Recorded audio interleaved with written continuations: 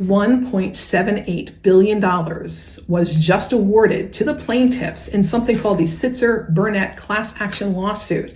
This is a lawsuit that's been working its way through the courts, particularly the last 2 weeks.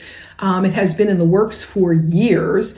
And so now with this verdict in, if you thought you saw disruption in the real estate space before, you ain't seen nothing yet. I don't say this with anything other than the idea that I know I have made my business as bulletproof as possible. There's a lot of good agents out here that are going to hear about this for the first time. There's a lot of good agents that thought there was no way that this would ever happen. But I have to tell you that if you put your head in the sand and don't find a way to make your business bulletproof, this disruption could disrupt you out of business. Give me a call. It's a confidential conversation to learn more about this if you haven't, to learn how to make your business bulletproof.